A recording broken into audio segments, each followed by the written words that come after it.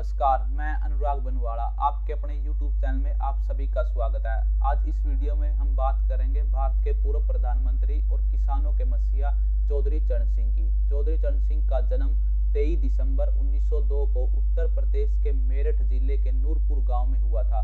चौधरी चरण सिंह जी ने अपनी प्राथमिक शिक्षा अपने पैतृक गांव से ही पूरी की। सन 1923 को उन्होंने ग्रेजुएशन पूरा किया और 1925 में पोस्ट ग्रेजुएशन पूरा किया। आगे चलकर गांधी जी से प्रभावित होकर भारतीय स्वतंत्रता आंदोलन में भाग लिया और कई बार जेल गए। उसके बाद चौधरी चरण सिंह जी ने अपने राजनीतिक करियर की शुरुआत कांग्रेस से की और 1967 तक वो कांग्रेस से ही जुड़े रहे। 1967 आते आते चौधरी चरण सिंह और नेहरू जी के वैचारिक मतभेद होने के कारण चौधरी चरण सिंह जी ने कांग्रेस से इस्तीफा दे दिया। इस इस्तीफे के बाद चौधरी चरण सिंह जी ने जन कांग्रेस की स्थापना की और विपक्ष के कुछ विधायकों के साथ मिलकर संयुक्त विधायक दल का गठन किया और 3 अप्रैल 1967 को उत्तर प्रदेश के पहले गैर कांग्रेसी मुख्यमंत्री के रूप में शपथ ली। चौधरी चरण सिंह जी ने 1968 को भारतीय क्रांति दल का गठन किया। गठन के बाद 1970 आते आते चौधरी चरण सिंह एक बार फिर दोबारा उत्तर प्रदेश के मुख्यमंत्री बने और सन 1974 को भारतीय लोक दल की स्थापना की। चौधरी चरण सिंह जी ने 1977 के पास जनता पार्टी का गठन करने वाले प्रमुख संस्थापकों में से वो स्वयं एक थे और अपने भारतीय लोक दल का विलय उन्होंने जनता पार्टी में कर लिया था।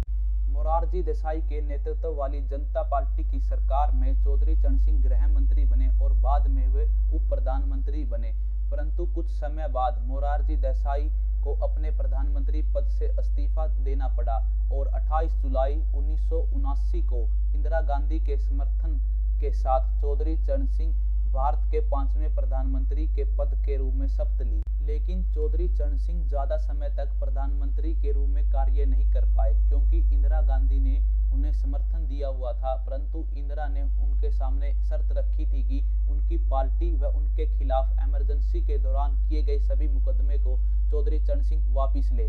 परंतु चौधरी चरण सिंह जी को ये बातें उनके सिद्धांतों के खिलाफ लगी और वो नहीं चाहते थे कि वे अपने सिद्धांतों के खिलाफ रहकर प्रधानमंत्री पद पर कार्यरत हो। 19 अगस्त 1979 को चौधरी चरण सिंह जी ने अपने प्रधानमंत्री पद से इस्तीफा दे दिया, परंतु 14 जनवरी 1980 तक वो भारत के कार्यवाहक प्रधानमंत्री के रूप में कार्य करते रहे। चौधरी चरण सिंह जी अपनी साफ छवि और ईमानदारी के कारण पूरे देश में जाने जाते थे। चौधरी चरण सिंह जी पहले ऐसे नेता थे जो प्रधानमंत्री रहते हुए कभी संसद का मुंह तक नहीं देख पाए। मई 1987 का दिन बहुत ही दुखदायक दिन था, खासकर किसान वर्ग के लिए। उस दिन किसानों ने अपना हमदर्द रहनुमा चौधरी चरण सिंह खो दिया था। चौधरी चरण सिंह जी ने अपनी आखिरी सांसें उनके दिल्ली स्थित निवास स्थान पर ही ली थी।